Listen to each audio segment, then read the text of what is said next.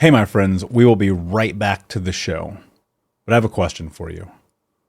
Are you struggling with the impact of childhood trauma? Well, know that you're not alone. I'm here to let you know that I'm starting a brand new weekly coaching group that includes a year of life coaching, accountability, support, habit and goal setting, and more.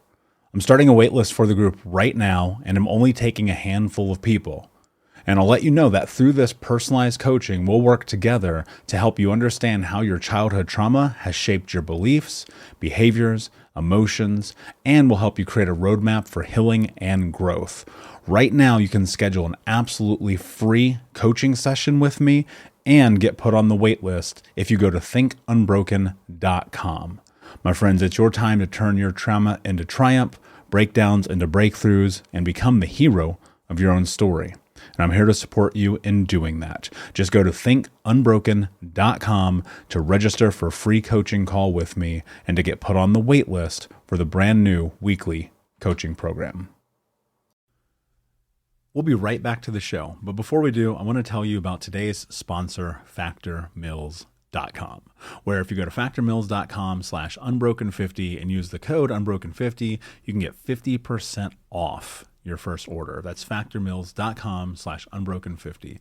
If you're like me and you are a person who is busy trying to create a life, heal, work on their health, wealth, and relationships, and not to mention deal with the day-to-days of normal life, you do not have time to be going to the grocery store and trying to figure out what you're going to cook every single day of the week. In fact, one time I did the math and I realized I was spending over 15 hours a week at the grocery store and cooking.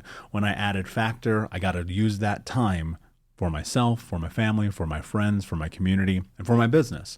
And so if you're in the place where you need some more support in the kitchen, head to factormeals.com/unbroken50 and use the code unbroken50 to get 50% off. Hey, my friends, we will be right back to the show. But I have a question for you. Are you struggling with the impact of childhood trauma? Well, know that you're not alone. I'm here to let you know that I'm starting a brand new weekly coaching group that includes a year of life coaching, accountability, support, habit and goal setting, and more. I'm starting a waitlist for the group right now, and I'm only taking a handful of people. And I'll let you know that through this personalized coaching, we'll work together to help you understand how your childhood trauma has shaped your beliefs, behaviors, emotions, and will help you create a roadmap for healing and growth. Right now, you can schedule an absolutely free coaching session with me and get put on the wait list if you go to thinkunbroken.com. My friends, it's your time to turn your trauma into triumph, breakdowns into breakthroughs, and become the hero of your own story.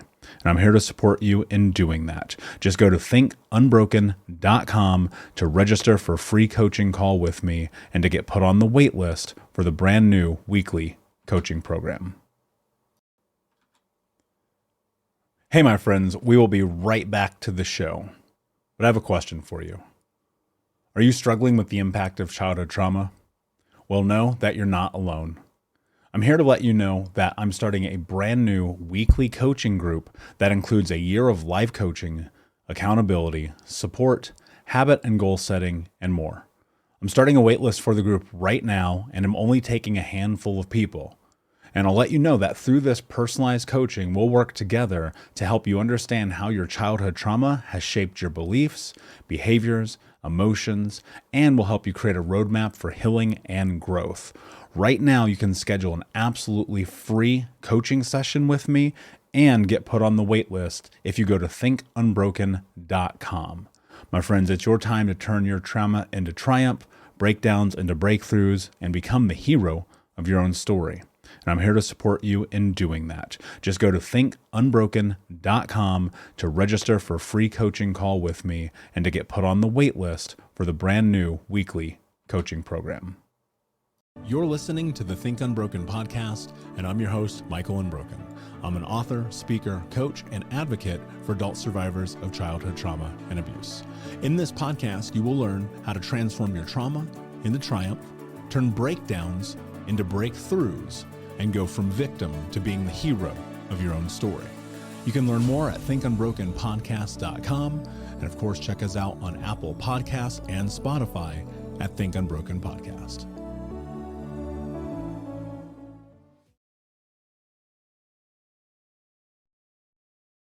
Hey, what's up, Unbroken Nation? Hope that you're doing well wherever you are in the world today. I am super excited to be back with you on another episode. My friend Nick Nanton. Nick is a multiple-time Emmy award-winning director who has made a couple of documentary films that I'm absolutely in love with and has an incredible story and journey. Nick, my friend, how are you today? What is going on in your world? I'm doing great. I'm here in a hotel room, as you can see. I don't know. I don't live in a sketchy, dark place like this. This is a hotel room in New York City. I'm here filming for doing a documentary right now on doing a couple, and we're knocking out a couple shoots.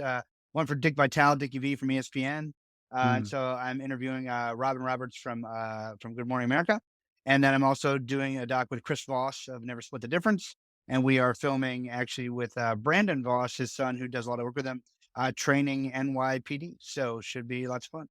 Man, that just sounds like such an adventure. The storyteller in me is vehemently jealous of the fact that you get to have amazing conversations with people all day long. In a past life, something I don't really share on this show, I don't know if I've actually ever said this. I was an award-winning photographer, and I just love documenting and capturing stories. One of the things that sparked me to be very interesting that I heard you say, and I don't know if this was in passing or if you this was really your experience, was that you Googled how to win an Emmy? Yeah, that's true. It's That is true. true. What was talk me through that process. Here's why I wanna dive into this because I think so many Yeah. people are like, "I'm gonna pop on Google, they're gonna read the stuff and don't do about it." Yeah. Obviously, that wasn't your case scenario, so talk me through that process. Yeah, well, so one thing. So I've been a songwriter my like whole life basically, and so we won this major international songwriting contest. Like I don't know, it's been 20 years now, whatever. But I learned along the way from judging, and I still write a lot of country music. I write a lot in Nashville. I do a lot of country and pop. But I learned along the way when they were like when trying to enter different things. Like half the time you are probably more than half the time you're out of the running before you even start because you enter the wrong way. Like you enter the wrong category, you enter the and so I Googled how to win an Emmy and just said, okay, if I want to go after this, like, if it's a goal, because obviously, I mean, well, I think most people want professional validation. I think it's helpful in a lot of ways. I don't think you should rule your life, but it's helpful to make sure you're on the right track, right? Um, but I just said, okay, let me get as much info as I can on this. And we live in this age with this thing called the internet, and there's lots of great information out there. So I just Googled it, and I mean, it said one of the best things I got out of it was a contact of a lady who had been she had run a chapter of the National Academy of Television Arts and Sciences, and she was I believe like if I can be of any help, let me know. You find in these circles once you get into these circles, most people are actually willing to be helpful. It actually makes their job easier if you don't enter the wrong category or you don't pitch fit about it or whatever. So it basically said anyone can produce with where production has come to now with the decline in pricing of cameras and nonlinear editing on computers, like everybody can make something that looks great. And so I mean the biggest piece of advice I have is like focus on the story. Like you got to find a great story. And I would think that is what I took out of that the most is like, all right, I got to find the story that is worthy of me telling and worthy of the world wanting to hear it. And then of course I then had a contact to say, hey, if we want to enter this, what would be the correct category? And over the years, by the way, it's been hugely helpful to just I mean, go to anyone who runs awards. They have rules, right? And there's typically someone in charge of the rules that would love to help you make sure you're not breaking the rules. Would love to help you make sure that you're doing the right thing. But it's so funny because we sort of would think, or I don't know about you, but I would think like, oh man, if I want to enter the Emmys, I can't talk to anybody there. Like, they don't want to tell me the secrets or whatever. But it's not that way, and it's typically not that way with any sort of award body that I've found unless it's a secret society, and then I don't know what to do with those. So Yeah, totally. And I agree with you. I think it's a misnomer that people aren't willing to help you. I think somehow that's misportrayed. Call it through the media, call it through, the news, whatever it may be. But I have found that people are incredibly kind, incredibly willing, but you have to ask for help. Like you got to be willing to put yourself out there and go, "Hey, am I playing this game the right way?"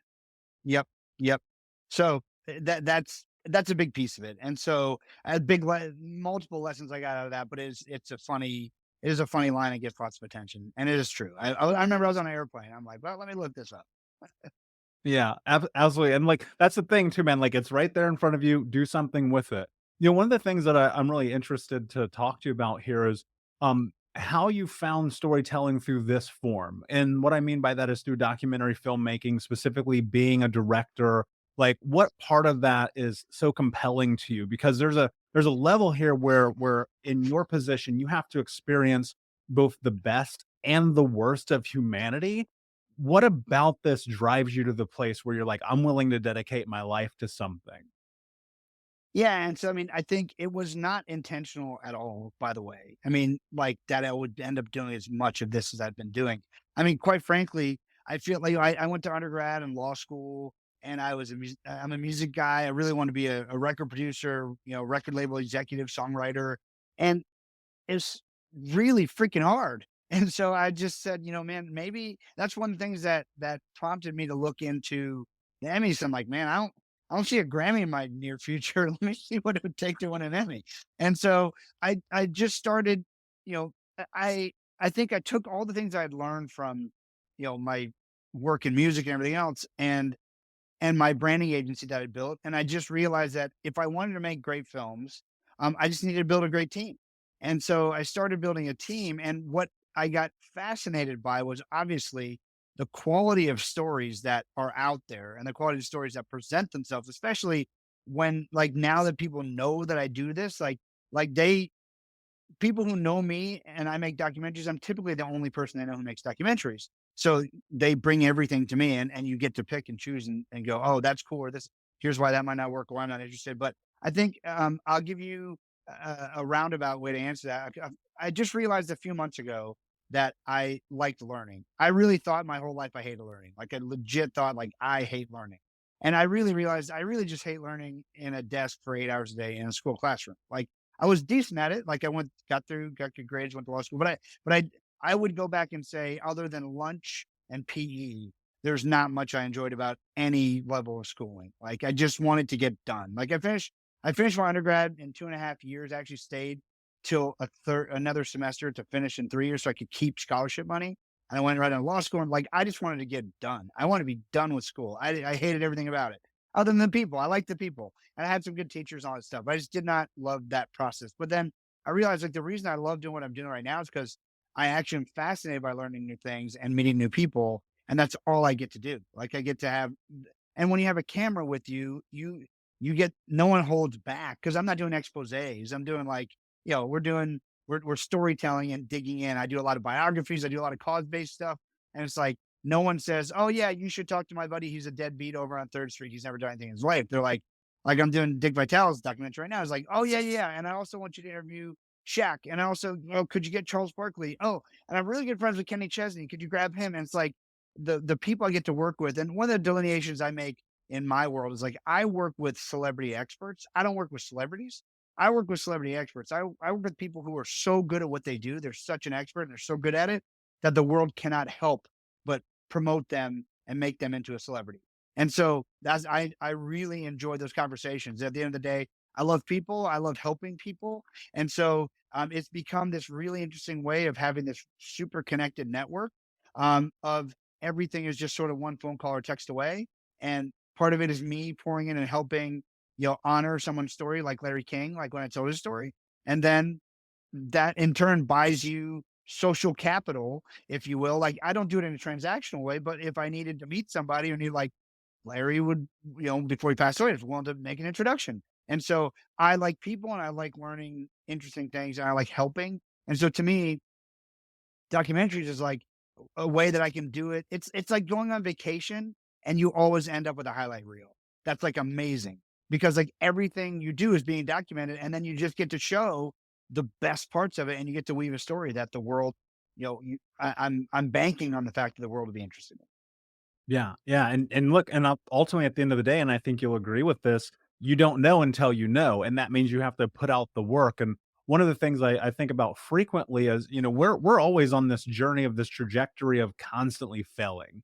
And I think people don't necessarily wrap their mind around that in order to build your dream, you are going to have to fail about 10 bazillion times.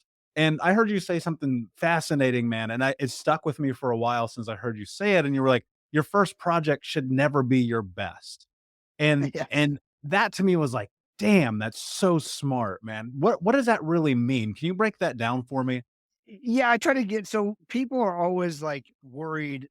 Well, starting is the hardest thing, right? In anything, like starting a podcast, starting like just turning on that video camera and speaking to it. I mean, we all hit these challenges daily. Like it's funny. I'm working on building my YouTube channel because it's one of the only places in the world that you can put a video and you can get paid for it. Like there's like it's so simple. Yet I never really focused on this. And so I'm like, I should so the guy who's helping me build my YouTube channel was like, hey man, you need to do some clips in front of a camera, like just like sharing some of your like thought leadership and knowledge. I'm like, how do I do that? Like, just even me, when I do this stuff all the time, I speak to people, I do podcasts, do interviews, but it's just out of my comfort zone because I don't do a lot of it. It's like, okay, I got to figure that out. So the hardest part is starting. So the reason I talk about, you know, I basically say, look, I know that you're not sure where to start. And every time I get an email from a new script writer or a new photographer or a songwriter, typically I get a lot of songs like people like, hey, check this out. What do you think? Blah, blah, blah. And certainly starting early in my career. And I get it. And typically they weren't where they needed to be. I mean, that's just most of the world isn't, most things are not blockbusters or number one hits. And that's okay because it, the only way to learn how is by doing. Like progress process will give you progress. You got to keep going. You got to work with people better than you. You got to just do a lot of it. And so my way of inspiring people was like, look, if I told you that that song you just sent me, or that painting you just sent me, or that documentary you just sent me was the best one you ever were going to make, would you be excited or depressed? And it takes me a second to think about it because, like, first of all, like, God, excited. That's good. Like, but no, is that the last one you ever want to do, or do you intend to refine this craft and get better? And inevitably, the answer is like, no, no, I'm just starting out. And so, exactly. So, let me give you feedback of don't worry about it. You're only going to get better from here. Your first one is going to, and let's just keep moving and just focus on constant improvement, continually getting better. So that's sort of why I started talking about that concept of like making people think about like, hey, if the thing you just sent me was the best you were ever going to do, you're never going to do better than that in your life. Would you be depressed or happy? And it reframes people thinking about, oh, this is a journey. I do have to start. I'm not going to be offended if I have room to grow. And so that's really sort of where that concept came. Yeah, and I think that's such a powerful truism of life because I've never been good at anything the first time I did it. Never. Not even breathing, you know what I mean? You come out of the womb and you're like, "All right, this is not working. Let's figure this out." I think one thing's fascinating about you, and I'd be curious if you'd be willing to tap into this a little bit, is this idea about self-awareness. And you talk about this idea of being conscious and cognizant of your strengths and your internal gifts so that you can bring value to the world. And I run across people in my life and I go, this person is bringing value to the world by really tapping in and harnessing the ability that they have in whatever avenue that is. And I would put you on that pedestal all day long. How do you do that?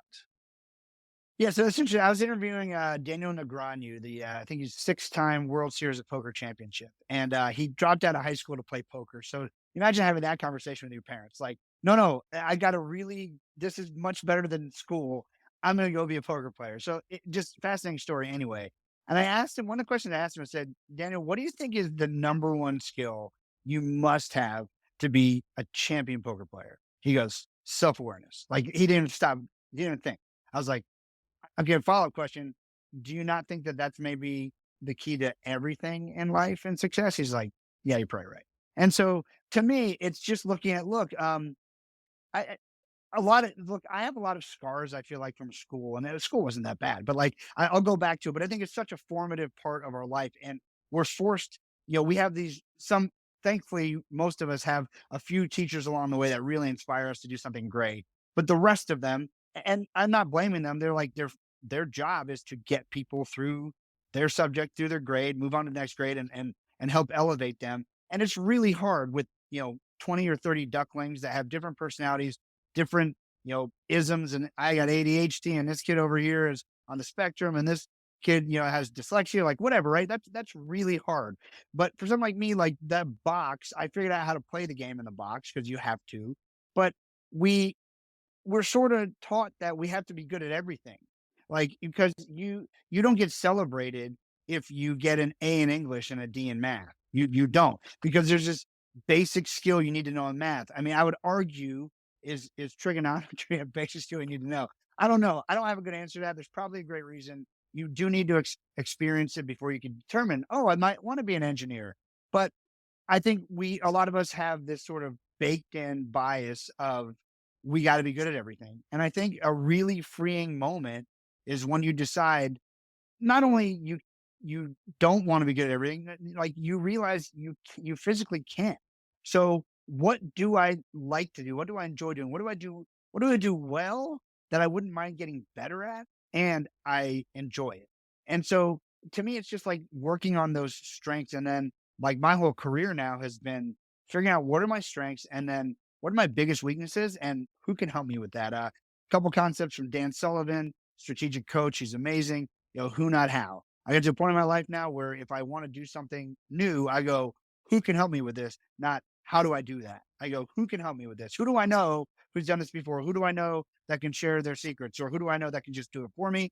And then his concept of unique ability, which, we have this culture of retirement. It's a retirement culture. Like, let's do our job until we don't have to do it anymore, and then we stop doing our job. Well, that's a miserable way to live. We could all agree to that. Like, if you don't want to do it, just don't do it. Now, I'm not going to tell you to be irresponsible. You got bills to pay, mouths to feed, kids, whatever. Like, there's a road to this, but the road to that is starting to remove the things that cause you the biggest friction first, and then you'll realize it's just like remodeling a house. Once you painted the cabinets, you realize, oh man, the floor doesn't look that great. And then you redo the floor, and then now you got new cabinets, new floor, and like, the pink color doesn't go. And then, if you're my wife, all of a sudden you need a whole new house. No, I'm just kidding. But this is how it works, right? And I give her a hard time about it too. But I have a perfection complex when it comes to like design and furniture and stuff too. So it's at least half my fault. But when we do this in our lives, like I understand there's a lot of things at play here. I think the idea that anyone can do anything they want. I love the aspiration, but I don't think it's realistic in a lot of ways, right? I mean, there's just certain like I have limitations. Like I cannot be Shaquille O'Neal. Like I'm not going to get in the NBA. I was not born 7'6" and 800 pounds. Like just not going to happen. Now, could I find an alternate path? Well, I mean, maybe, but I'm just not that gifted at the game of basketball, whatever it is. And so I think just looking at, okay, what causes me the greatest friction? How do I remove these things? And how do I start looking for this concept of unique ability, this thing that I could wake up for the rest of my life till the day I don't wake up. And I'd love doing it more. It would provide more value to the world. And then a third optional, most of us it's not that optional, but how might I get paid for providing that value to the world? It doesn't have to be a part of that. I mean, certainly some people give up a career and go into volunteering, and that's their unique ability is really, it doesn't require monetization. That's great too. So I don't want to require that, but I think not enough people look at that. So for me, it's just looking at, hey, what do I enjoy doing? And what do I enjoy doing? And what do I seem to be good at? And what could I enjoy the process of getting better at? And so for me, just to give you an idea, I spent a lot of money and time. That's why it's so esoteric.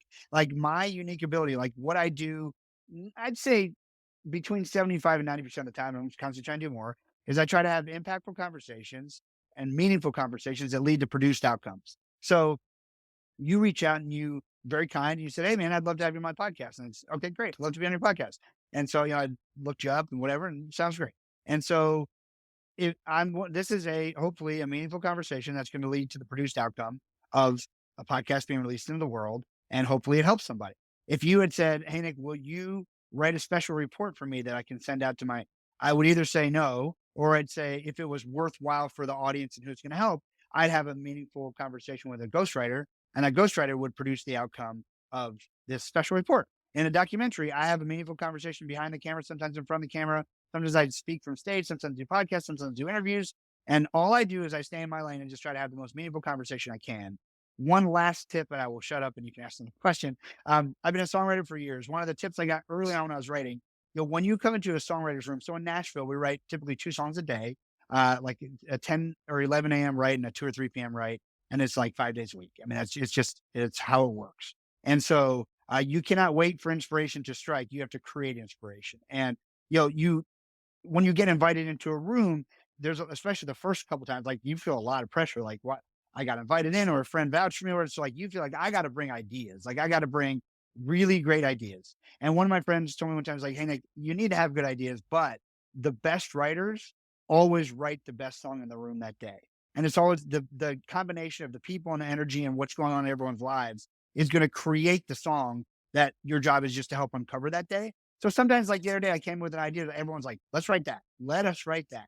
But sometimes it's like, "All right, cool," and you got to just be open to like, what do you think and what I think? And so for me, with having meaningful conversations, like with you in this podcast, like I don't prepare for these conversations just on my style. I have what like a jazz musician would call riffs. So I've got certain things I can go to when it's an appropriate time to go, "Oh, I got a story for this or a concept for this or whatever." But other than that, it's like I think the best way that I can serve your audience is just to have the best conversation in the room today, which is following your lead and going where and just going where it goes.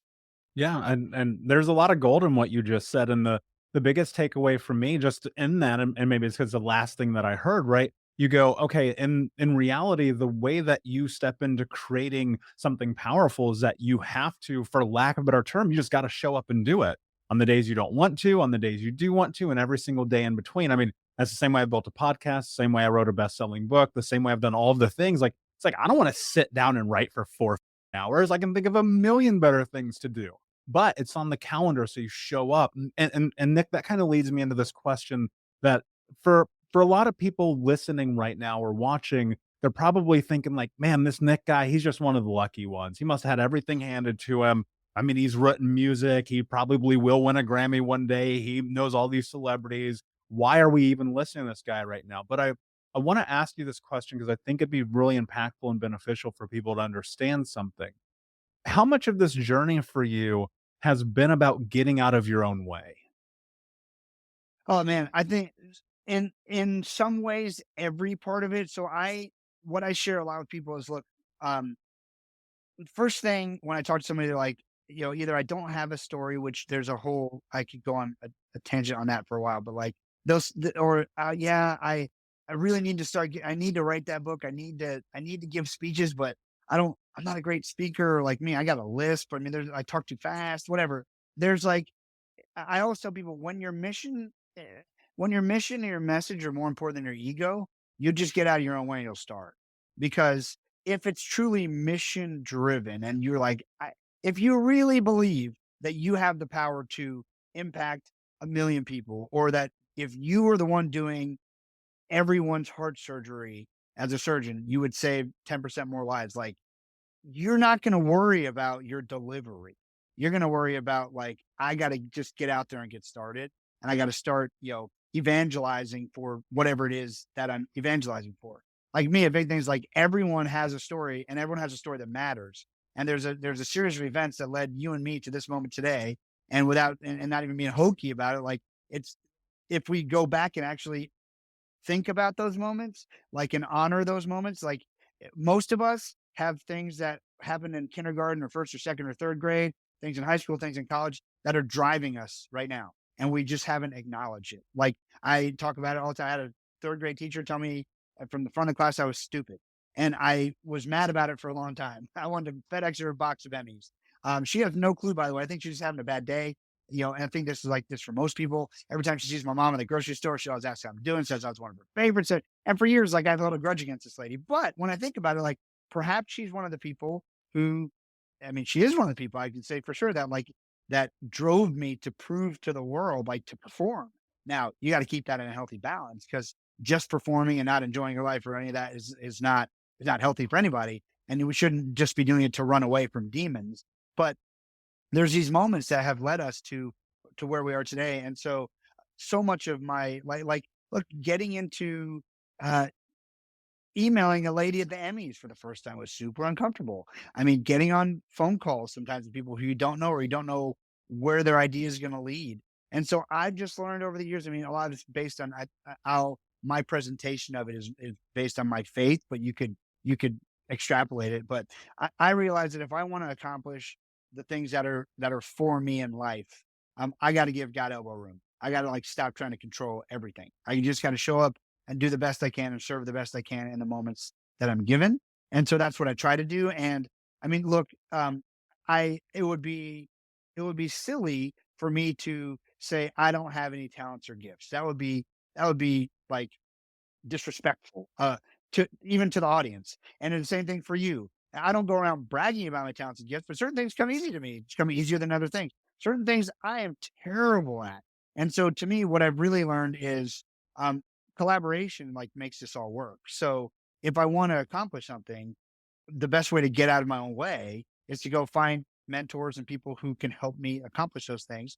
And so I think, what I really want people to take away is like I'm different than everybody. Like we're all different. We're all different than each other. But there was definitely like I didn't have a relative in the business. I mean, I remember when I first started when I was in music, I read a book that I was born in 1980, right? So I'm not that old, but I'm starting to become one of the older ones in a lot of rooms these days. But I'm 41, right? So when I was like in the mid 90s, as I we didn't have we had like Prodigy, maybe AOL was coming online, but like there wasn't like you can go find anything you want on the World Wide Web. And so you'd get books. You go to the library, the bookstore, whatever. And there's a book called All You Need to Know About the Music Business by this guy, Donald S. Passman. I think he's still a law professor at USC or somewhere out there. And like one of the things was like, hey, if you want to have a career in music, you must have an entertainment lawyer. Well, I had to I got the phone book and I was living in Orlando. There's like maybe 3 people listed our entertainment lawyer, but we just had Matchbox 20 just broke out of Orlando, 7 Mary 3 was so like there was a little bit of a scene. It was supposed to be Hollywood East, Disney was building a studio and stuff. So there's a few people, but like I had to like call and as a 15, 16-year-old kid with like no money and try to find someone who would talk to me about it because this was my only way. This book says I gotta get an attorney. You just have to take these steps and they're uncomfortable conversations.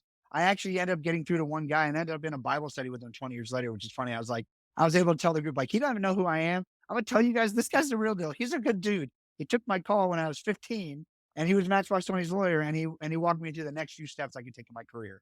But all of this is all like I am not specialer. That's a terrible word, but I'm gonna use it intentionally than anybody else here. I have taken I have taken risks.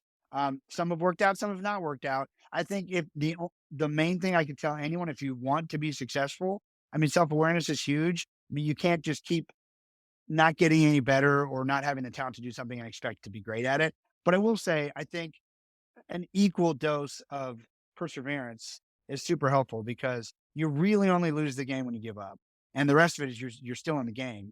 And so again, can sound really cliche, but man, I the things that I like, there's no good reason why I should still be writing songs and trying to make it professionally. I just this last year got my first. I've been writing since I was 15, and I'm 41, and I had my first commercial success probably last year. And every time I went to Nashville, everyone had many reasons. My employees probably were like, what's he doing? Like to question it, but like eventually, I did Rudy's documentary. Rudy has a phrase, pester life until it gives in. Like that's what I did. I just kept going until someone gave up.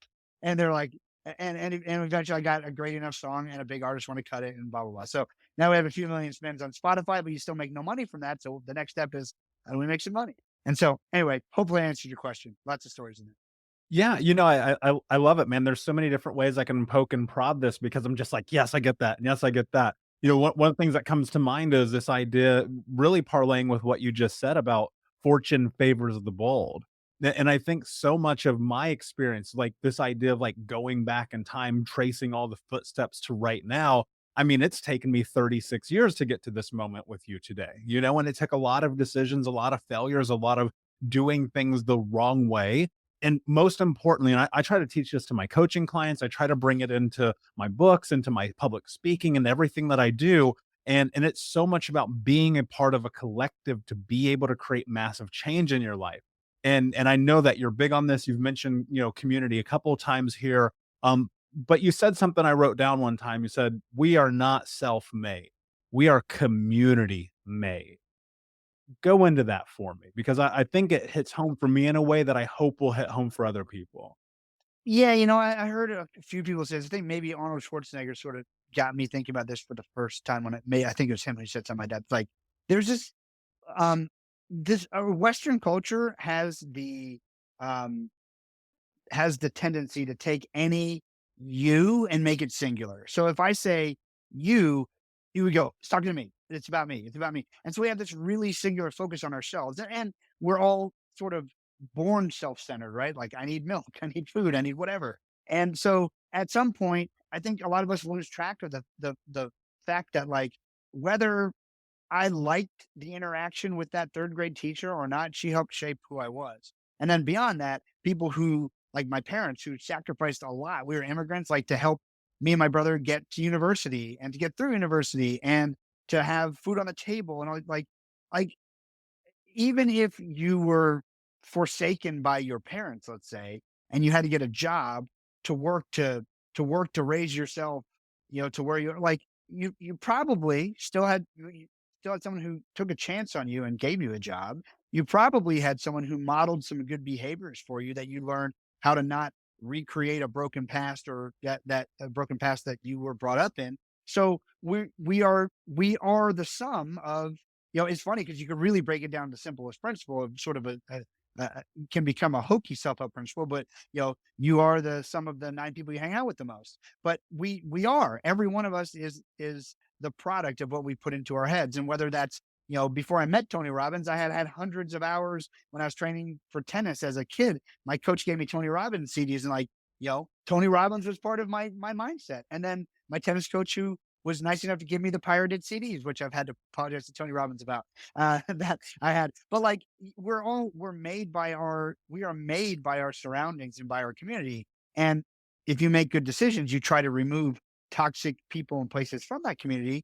They still do shape you, though. By the way, they are part of your upbringing. So I think it's just a very selfish way of looking at things to say you're self made because you're not. I mean, nobody has done everything for themselves their entire life, and a lot of times um, if you think you're self-made, more people than you know did things for you that you just never recognized. So you probably owe a lot of people thank yous that you never took the time to think about. Yeah, I could not agree with that more. I mean, there is a 0% chance I'd be here talking to you without mentors, without coaches, without teachers who put me in situations that made me recognize the path I was heading down. I mean, statistically, I come from a zip code. I should be dead or in jail. I should have multiple felonies. My life has been absolutely chaotic. Things have happened in my experience that most people hear and they go, "That's a movie," and I go, "No, it's real life. Like dark things happen." And one of the things that happened to me, Nick, in my mid-20s, I just kinda lost hope, man. I was in this position, I'd gone through corporate America, I dealt with childhood trauma and abuse and being homeless and doing drugs at 12 years old, and I found myself into money, and I was like, "Oh, money's gonna solve all of my problems." Well, it turns out that ain't real because that's not how it works, and I Right. just kind of lost hope for a while, and you talk about this idea that if we give people hope, they can find their dreams again. How do you give people hope through storytelling? Man, I think storytelling. Look, I love it, and I say it to him too. But like Rudy, right? So most people have seen the sports movie Rudy. It's really not a sports movie. It's really a movie about hope and perseverance, but it happens to be backed by football. But if you were to break down Rudy's story the worst way possible, which is probably how each of us break down our own stories because we're not megalomaniacs, we're not, narcissistic egomaniacs, and we just think, my story is nothing special because I lived it. Like we all think like other people's talents. Like if you can play piano really well, you're like, oh, it's not that big of a deal. You just play the piano, and but playing drums is like that's cool because you can't. And someone else's story is cool because it's not yours. Yours, you lived it. It just seems normal. It's like, oh, it just you couldn't not live it. It's just what happened. And so, um, what I try to get, what I try to get across is you, as you look at each of these things and the uniqueness in it. Um, man, totally forgot where I was going. Sorry. What? Remind me of your question N again. no Yeah, no worries. You're talking about hope and storytelling, and you Oh, talked sorry, from and Rudy. I Rudy. was talking about Rudy. Yeah, Yeah. sorry. Yes. And so, what did say? If you were to break that down, the worst way possible, it's like this guy doesn't take the SAT or ACT. He somehow finds his way into Notre Dame, and he walks on the football team. He never really gets to play. But he does get in one game, and he makes one tackle. Like that is sort of the essence of Rudy at its lowest common denominator. But the way that story is told and the triumph and the trials in it are what make it one of, I mean, it's the number one most popular like sports movie of all time now. And so it's always in the top 10 lists, right? And so it's because of the way that story was told. And so um to me, stories can give us hope to things we didn't even know were possible. So, like for instance, I just told Anusha Ansari's story on my series on Amazon Prime, and she is the first private female space explorer. Well, I would before I met Anusha and Peter Diamandis, I did not know that there was going to be that there not even there's going to be there was. I mean, she went to space I think over 10 years ago. Like that that was a thing. If even if NASA wasn't going to space, there were still ways to go to space. Like that's inspiring. Peter Diamandis' story of funding the X Prize, those of you who don't know, is the $10 million prize for the first private spaceship that could do 2 suborbital flights within 10 days with reusable materials. There's a whole thing. It was a $10 million prize. Well, Peter launched the X, and by the way, it became the technology that Richard Branson bought. It became Virgin Galactic, and he just wrote on it for the first time. You probably noticed. And so Peter launched this $10 million prize, and I tell this story in the film I made about Peter, Visioneer. Peter made this launched his prize, and he didn't have the $10 million, and he kept trying to raise the $10 million, and he couldn't raise the $10 million. And Peter ended up getting the $10 million by buying hole-in-one golf tournament insurance. So, like, if you go to a golf tournament, there's $1 million purse if you get hole-in-one. They don't have $1 million in the safe somewhere. They hired an insurance company to do the odds, and they do it for a bunch of golf courses, and everybody pays in their insurance. And when some random time gets hit, the insurance company has enough money and they pay it out. Well, so Peter's mentor said, "Hey, let's go see how much we could get. There's these policies. Let's go get an insurance company that'll bet against us in this time frame, and we just don't know how much $10 million of space insurance is going to cost us." Well, so when people see that story, it blows their friggin' mind. Like, you got what? And it makes, for me, it's like, dude, anything is possible. Like, there's always a way. You can always find a way. Now, it's probably not the way most people give up after 2 rejections or 1 rejection, but there is a way, and you've got to just keep pushing to find it. And so finding nuggets like that for me that I can share with the rest of the world that no one has a clue about, like that gives so much hope. There's that on the very positive side. And then I've done, a lot of work in human trafficking. I've done a lot of work with Operation Underground Railroad, and I'm just releasing the world premiere is this week in LA of a film called It's Happening Right Here, which is about human trafficking in America and how it's happening, how kids aren't really being, I mean, some of it happens, but not nearly the percentage of trafficking right now is not nearly probably one of the lower percentages is like abducting kids, dyeing their hair, kidnapping them from movie theaters, whatever it is. Like most of it's happening online now with kids getting exploited through video cameras on their cell phones, through things like TikTok and Roblox and Minecraft and just things you wouldn't even think of. And so that film's coming out, and that is a dark subject, but it still can provide hope, because if I can give a parent the knowledge, like my biggest takeaway from that, and I got 2 teenager boys and a daughter who's 10, is like, look, number one, kids are going to make stupid mistakes. Like, this is part of growing up, but we don't say it, but we sort of expect our kids to be perfect, right? But so one of the ways kids get trafficked today is, let's say, okay, you and I have both been teenage boys. We understand what that's like. Teenage boys, anyone who's been a teenage boy will understand this. And a teenage girl, if you've ever interacted with a teenage boy, you'll understand this too.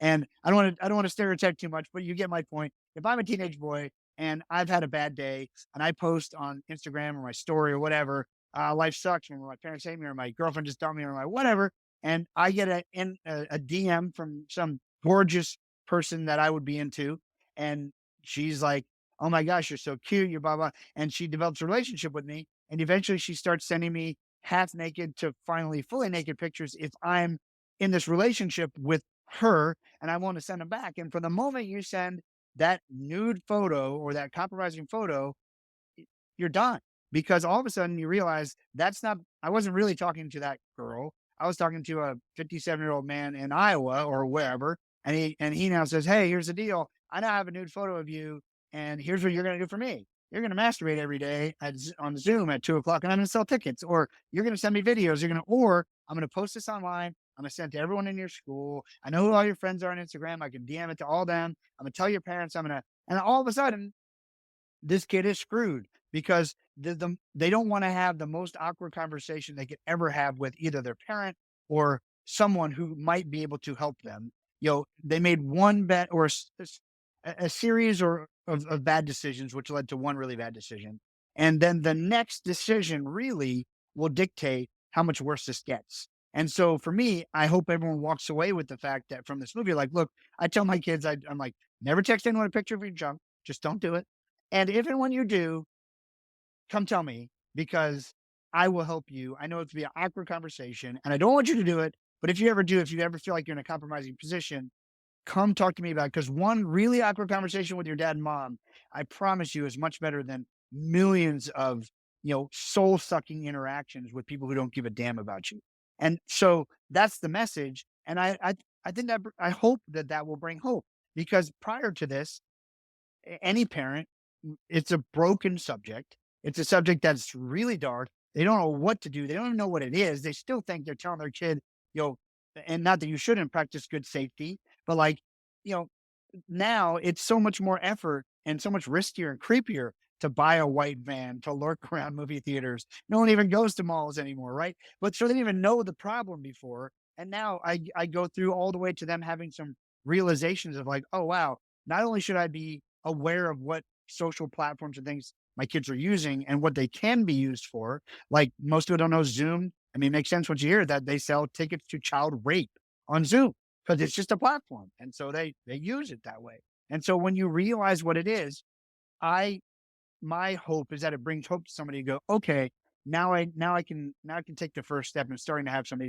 these awkward conversations. And like me, I showed the movie not to my youngest daughter, my two teenage boys. I showed it to them when we were finishing up the movie. I'm like, to me, it gives a great starting point for a discussion. So my hope is it goes throughout schools and churches and organizations to just help start these conversations. So it doesn't matter whether it's a positive or a negative topic.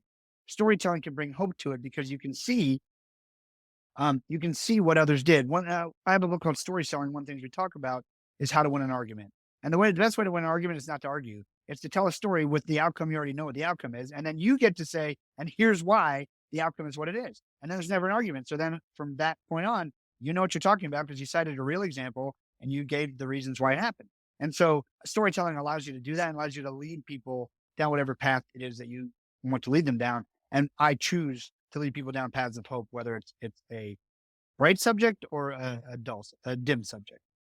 Yeah, and that's really beautiful. And I think so much of our human experience is recognizing that there's information on both sides, and we often shy from the dark things. And that's why, like, I love the documentary you did with Tim Ballard, Operation Toussaint, because I looked at that and I was like, wow, look at what is happening in the world right now with child sex trafficking in light of the fact that we are now more evolved as a species than ever in history, and yet it's still happening. And then now with it's happening here, looking at this is kind of what's so fascinating to me, Nick, about Western society and America in particular, and the way that we're sold this lie or this fathom that we are always safe, we're always protected, America's where all the good things happen.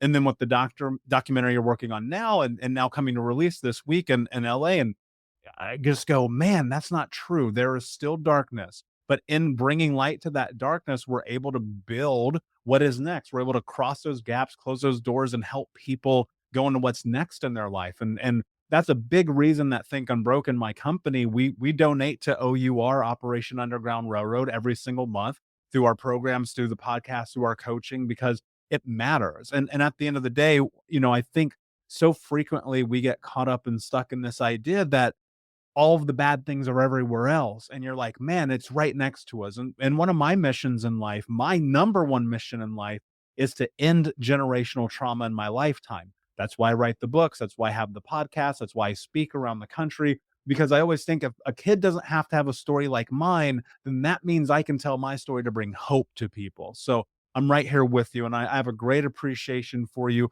A, for putting yourself in a precarious and dangerous situations, but B, and probably more so, being willing to shine light on the darkness, because you can't bring anything out when it's hidden still. And so I just want to commend you and applaud you and show you a just tremendous amount of gratitude for being willing to do that. I know that you put a bulletproof vest on to go in Haiti and do a raid.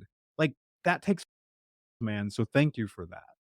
Oh no, it was an honor to do it, man. It's those guys do the hard work. We just had cameras, but it's crazy to see that stuff up close and personal. And I, since then I've been with Tim and OUR to Colombia, Iraq, Mexico on different things, and it's interesting how it's like anything else. You go when it feels right. I would tell everybody like never force that stuff because things could happen, but I never really felt that in danger. There's a couple moments when you look back, you're like, oh, wait a second. But you just do what feels right. And it's truly an honor. I mean, Russell Brunson brought me in to tell that story. So I owe him a lot for that.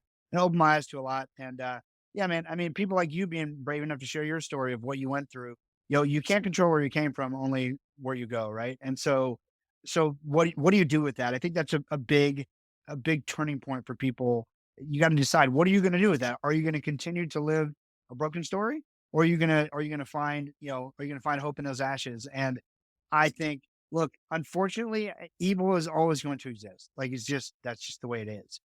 Human trafficking is just the one of the worst forms of bullying that there ever could be. And so every time technology allows a new way for it to happen, there's gonna be someone who's gonna figure out how to do that. But our job as evolving human beings is to try to say, all right, well, how can we equip people? How can we help those who've been drug into it? How can we, and what can we do? How can we help? But I guess at the end of the day, the question I always try to ask is, and try to remember to ask is like, how can I best serve? Like I've always found like, even if I didn't know what to do next, and like when the pandemic hit, like if you're just like paralyzed, it's like, who can I serve right now? And how can I serve them well? Because when you show up and serve, opportunity abounds. Yeah, that's so true. And I'll tell you this, when I was in my darkest spot, when I was at my rock bottom, it was being of service that pulled me out of that. And so I'm right there with you. And you need hope in your life, go serve other people because I promise you your life will be different.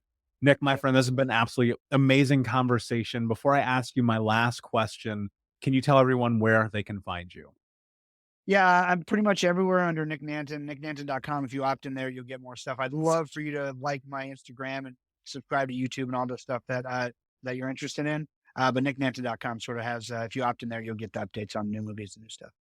Brilliant. And of course, we'll put all of the links in the show notes and go check out Nick on Amazon Prime. I know Operation Tucson is on there right now. You can watch it for free as a part of Amazon, or if they change the algorithm and now you have to pay. Either way, go watch it because it's an incredible documentary. Nick, my last Thank you. question for you, my friend, is what does it mean to you to be unbroken? You know, that term reminds me of, the plot line. There's 7 major plot lines in storytelling, and there's one, it's rebirth. And rebirth is an amazing plot line, but it requires tragedy before you can be reborn. So to me, being unbroken is acknowledging the broken pieces of your life and your story, and then using those to, as you said, to help others either not make the same mistakes or identify certain problems earlier, so they don't have to go through the same pain you have. I tell people, look, um, first of all, everyone has a story that matters, and like we talked about, the moments that led you to here, the things that got you to here, look like very clearly there are elements in your life that make you the most uniquely suited person in the world to speak to your audience of people who are trying to avoid or fight or come back from these horrific events. And at best, you're giving you, so what you said, you're 36. You're Mhm. giving people a 36-year shortcut. And so I like to think I'm giving people a 41-year shortcut. And every time I deprive people and you deprive people and everyone listening deprives people the sharing of the lessons you have learned, the things you have learned by living the number of years you've lived, you're literally depriving them of a multi-decade shortcut. And so I think Unbroken is being willing to step out and share the broken parts of your life and as well as the things that you have learned um, to help create something new, which is not even about you. It's about creating new opportunities for other people. Brilliantly said, my friend. Nick, thank you so much for being here. Unbroken Nation, thank you so much for listening. Please like, subscribe, comment, share, leave a review, tell a friend. And until next time, my friends, be unbroken. I'll see you. Thank you so much for listening to Think Unbroken. Please share this episode with someone who could use it and help us move forward in our mission of ending generational trauma in our lifetime. And if you would, please take 5 seconds to pop on iTunes or Spotify, hit that 5-star, leave a review, and you can also reach out to us on social at Michael Unbroken or at Think Unbroken. And of course, you can check out our YouTube channel at Think Unbroken. Thank you for being a part of Unbroken Nation, my friends, and until next time, be unbroken. Hey, my friends, we will be right back to the show. But I have a question for you. Are you struggling with the impact of childhood trauma? Well, know that you're not alone. I'm here to let you know that I'm starting a brand new weekly coaching group that includes a year of live coaching, accountability, support, habit and goal setting, and more. I'm starting a waitlist for the group right now, and I'm only taking a handful of people. And I'll let you know that through this personalized coaching, we'll work together to help you understand how your childhood trauma has shaped your beliefs, behaviors, emotions, and will help you create a roadmap for healing and growth. Right now, you can schedule an absolutely free coaching session with me and get put on the wait list if you go to thinkunbroken.com. My friends, it's your time to turn your trauma into triumph, breakdowns into breakthroughs, and become the hero of your own story. And I'm here to support you in doing that. Just go to thinkunbroken.com to register for a free coaching call with me and to get put on the wait list for the brand new weekly coaching program.